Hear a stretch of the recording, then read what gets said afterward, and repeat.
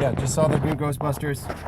We're hanging out. I'm probably gonna not use this video, I'll just use the audio. But so yeah, we were just talking about the movie and how it's great and how the four characters didn't feel like they were just trying to be the next Winston or the next Egon or the next Venkman. They were their own people. And then we were just talking how I love how Bill Murray kind of like turned all this fanboy rage against itself by being like the embodiment of fanboy rage. Yeah, he's kind of like, because like he knows that his fan base views him as like this idol and is using him as a champion against this movie that he never really wanted like a part of. Like Bill Murray has never really wanted to do a sequel to Ghostbusters. So it's kind of interesting to see, like I felt the whole scene with Bill Murray was just satire. Like satire on the people who've been hating on this movie. Been hating on this movie since the beginning. Yeah.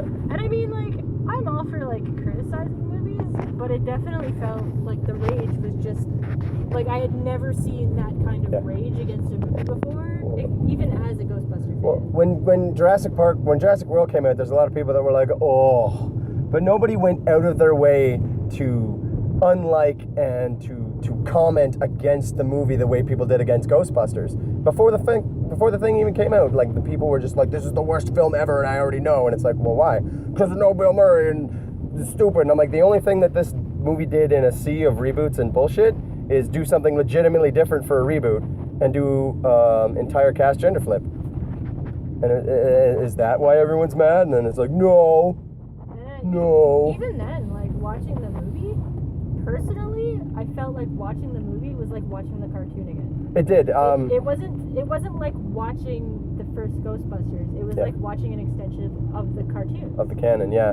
So I mean, like, I totally didn't have a problem with it. I got really easily sucked into the world. Fuck yeah. And how they were doing things. I liked the way that they did a lot of setups.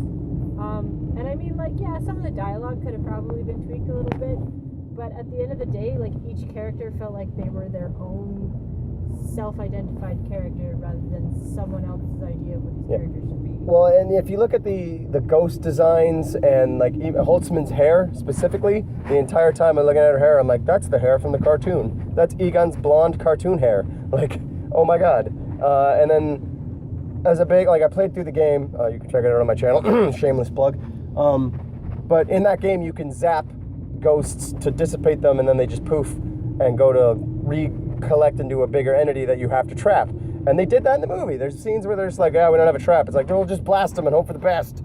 And it works out. And I'm like, oh my god, they're figuring out the stuff the hard way. Oh my, and like, I love their little funny scenes with the gadgets, and I love how they actually field tested stuff and put on helmets. It wasn't just like, oh yeah, we have proton packs now. Successful test. And they blew up a bunch of shit. Yeah, like I like how they like fucked around in the back alley and broke shit. I actually really liked the Chinese restaurant. I really liked it, and I honestly thought that should have been. I love the firehouse, obviously, and I guess they had to end up there. But I almost didn't mind them not going back to the firehouse. I liked their little shitty Chinese restaurant. Yeah, they kind of made it their own. Yeah, they really did. So I was a little sad to see them get the. I was happy and sad at the same time. Yeah, they get the firehouse. I liked that the firehouse was set up before them just randomly going there and be like, we like the firehouse now. Unless the Chinese place had blown up. Yeah. But then you wouldn't have had that little like get together, that little scene with the soup. Yeah, that was really cute. So, oh my god, because the cameos on that note, because like there were so many great cameos. All the original Busters make a cameo, except for obviously Harold Ramis, who passed away. But there's a bust of his head, so technically he's the first cameo because they have a bust of him in a scene. And then Anna Potts came and Ernie Hudson. His actual name. Yeah, which was awesome. Which was cool. So like it's definitely still canon. And then the only one they didn't get obviously was Louis Tully, and I know he's sick / doesn't act anymore. So I mean I'm not surprised. But like so many great little nods, and like Sigourney Weaver popped in there at the end, and like. And again, like Bill Murray had 2 scenes, which is exactly 2 more scenes than I thought he would get. And like the way that they edited that scene also felt a little funny. So I can't help but think he came back to be like, yeah, everyone's shitting on your movie for no reason. Let me be the fan embodiment. And I doubt they were reshoots, but like they must have already known that this movie was going to be a shit show. Reference its marketing campaign, because even the villain felt vaguely like a disgruntled fanboy. You know, he was like, oh, look, no one understands what it's really like to be me. No one should play with toys except for me who understands what it's really like. Oh, that was also another thing. Like, they did the giant ghost again at the end of the day. Yeah. They always do. But I was actually super impressed. They didn't do another giant Statue of Liberty thing. And they never mentioned crossing the streams. Yeah. That was just not Yeah, the closest thing was at the end when they discover a way to solve the problem, and she's like, it's a total platonic reversal. And I was like, you know, you're going to cross the streams? That's what that causes. But they found a different way to do it. Yeah. But, don't shoot the car. Literally everything on it might be a nuclear reactor. I was like, Holtzman, you are a little bit manic pixie dream girl to the nth degree, but at the same time, you're just the only person having more fun than you is Chris Hemsworth. Yeah. He loved that role. Oh my God. Like, you could tell that he was just fucking having a great time being there. And I can already tell, like, people are going to be like, oh my God, those girls were the worst. They just, like, how they objectified Chris Hemsworth, and, like, even though he was stupid and useless, they kept him around because, you know, he was hot. And I'm like, no, but that wasn't why. Yeah. They kept him around because he was the only applicant. Like, they literally say he's the only applicant. So it's not just because of Kristen Wiig's attraction to him. I'm waiting for that to be like the thing they toed out in front of us. But at the same time, if Chris Hemsworth had been a girl, I doubt that, you know, all the guys banding together to save their mascot would have been like a thing. But because it's gender flipped, it felt neat. It's something. It wasn't something you see every day, and I liked it. And I love the new proton pack. I love the new gear. I didn't think I'd like the pack, but by the end, I didn't hate it. It almost felt like a hybrid of the old pack and the Extreme Ghostbusters pack, like the way they had the little nuclear circle at the top. I was like, oh, is that a reference to the exchangeable cartridges that the new Extreme Ghostbusters use? And I really liked it. Side note, can we go to Timmy's? Yeah. Yay! Well, I mean, like, I didn't have a problem with the new packs. I actually felt like they kind of made a little more sense. Like, with today's technology, they still looked like they were cobbled together, but they looked a little more safe. Well, and they had all those scenes with the one character doing all the techno babble. Yeah. And I kind of didn't mind. The only thing I don't understand, and that I just kind of want to give to the movie because I had a lot of fun, was if all this stuff is technically nuclear, same problem with Egon. Where are you getting these components to create unlicensed nuclear equipment? It's just like, what generates the nuclearness? Probably the same way that Doc Brown did. Well, and it had like the little bit about Mandela lines, which was a thing from the third video. I just said third movie from the video game. Was it just me, or did you find the main bad guy looked a little bit like Janosz? I don't really have a reference for that. He's the art dweeb from the second movie. When he first showed up, and like I was waiting for him to be like, I am Janosz. I didn't think he looked like that. I thought he was going to be a Janosz reference, but instead he was just a bad guy. And again, limiting for a bad guy, but God, it was fun. And I liked the fact that they were too, like, he was a foil as opposed to like an outright villain. Yes. Because like they both were bullied as kids. Yeah. And there was like a whole Kristen Wiig side plot. What do you want? Medium double. Change. Where's my wallet?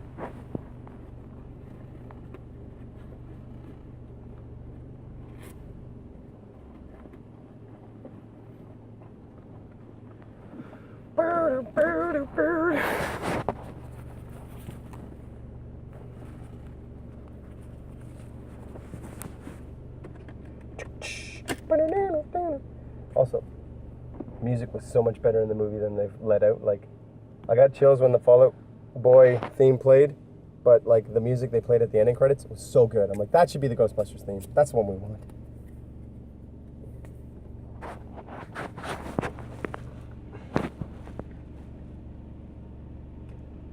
This drive-through person is dealing with the person on the other side. The other side. Like in Ghostbusters.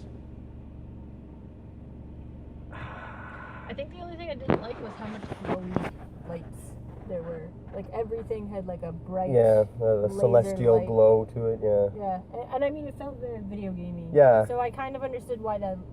Because if you're a kid, the only reference you have for Ghostbusters without watching the first two is the probably Ghostbuster the video games. Yeah, the third game.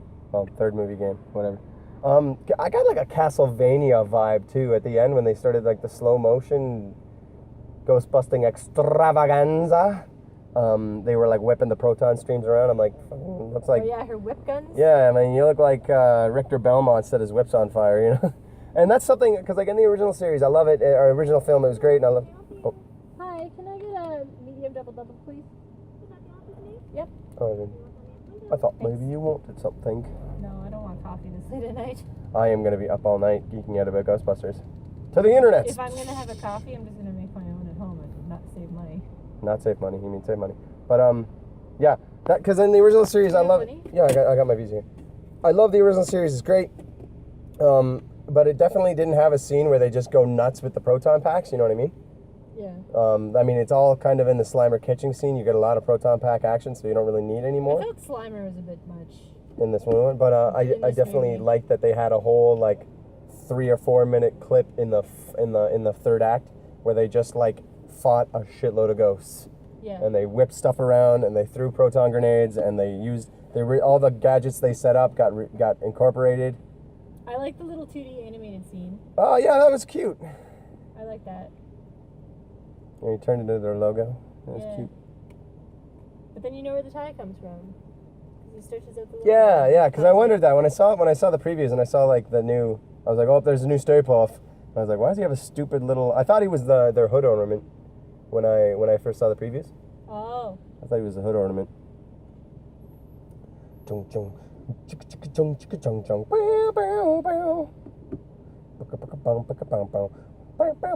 Nobody clapped when Dan Aykroyd came on. I wonder if they didn't recognize him. I think it was more because it was during the third act when all the shit is going down and you really didn't... Like, it took me a second to recognize him, and I didn't recognize him until I heard his voice. Yeah. I recognized Anna Potts in a second, and then they even threw that, like, what do you want? And I'm like, that was a fan throw. I knew it was her, like, while she was, like... Well, she had her back turned to the camera, totally. I was like, oh my god, it's Janine! Ghostbusters, what do you want? And I'm like, fuck yeah. There was a lot of fuck yeah moments in this movie. Yeah. And they were all, I mean, they weren't like, fuck yeah, great for the rest of your life, but they were like, that was awesome, cute little fun thing happening there. And there was a couple scenes like... Also, I totally shipped Leslie and Kate. Crazy pants and the black girl. Oh. Yeah, I can see it. They have a lot of cute scenes. And I know that the character is coded gay, but I think the studio was already having enough time dealing with angry people, as it was. Characters. Yeah. It was just like... I know Paul Feig has mentioned that she's definitely coded gay, and I'm sure that if they have a chance to like expand the universe, which I'm actually crossing my fingers. Yeah, for, Ghostbusters Answer the Call should totally get a sequel, like you know. Because this is more set up to be a franchise. Oh, totally. Like there's props, there's things you can do. They've got government funding now, like it's totally ready. It's primed for a franchise. I'm honestly gonna go out and buy one of the toys. If I can find one of the action figures, I'll totally buy either. I'm actually seriously thinking about making it Proton Pack. Yeah, I was thinking that too. Like, I've got my Old Faithful, which I wore to the theater. Woo! Lots of people wanted pictures with me, which is my favorite part of going to cons, because I like the attention. But anyway, yeah, because they'll probably be easier to make than the one I already made. Oh, God. Lots of secular academia stuff. I liked all the tenure jokes they made at the start. God. And fucking Tywin Lannister is there, and he's just being a badass in the beginning of the movie. So Which one was he? He was the grumpy Princeton. Oh, the dean. Dean. Look out for the dean. Can you tell I'm not a Game of Thrones enthusiast? You don't have to be an enthusiast. I wonder what this person in front of us ordered, because he is taking forever. Jeez. What you order, buddy? You make me mad. God, the possession. There was physical comedy in Ghostbusters. That fight scene, that was adorable. And scary at the same time. Which one, the possession one? Yeah, when McCarthy was beating the shit out of everybody. Yeah, I guess that's the first time, like, they've gotten, like... Really physical. I mean, there was, like, in the second one, they got, like, zapped and fell over. And, like, Bill Murray hopped around. Although, to be fair, I feel like a lot of that had to do with, like, their proton packs. Yeah, there's a lot of props you wouldn't want to... Whereas I definitely like that these ones are designed... Like, when Wig fell on her back and was like, fuck. I was like, that pack is specifically designed for her to fall over. You know what I mean? Same with Yeah. when God, I always forget her name. Patty. When Patty took the dive off the stage. Oh yeah. She just fucking. Oh my God! And that guy from Matt TV was there. Oh. Will Sasso. Is his name Will Sasso? I think it's Will Sasso. I No, thought it Will I thought it Sasso was the some- fat guy. You're I right. thought it No, was something McDonald. yeah. Whatever. He was there and he was He always great. played Stewart. Yeah, he's played Stewart. He's Stewart. Look what I can do. I can cameo in Ghostbusters and it's amazing.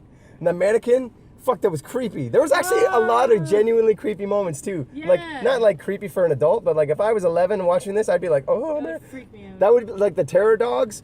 They're gonna have mannequins. I had the terror dogs. They're gonna have the mannequins when they watch this movie. They're like, oh, mannequins. All I could think of was how much this movie feels like a video game. To be honest, like I could definitely see parts of the movie turned into video games. I guess there is a video game tie-in. I haven't seen it yet. Or It already has a video game tie-in. yeah, Oh. that same mob of angry people came out to shit all over it too. So I just didn't bother looking at any of the coverage.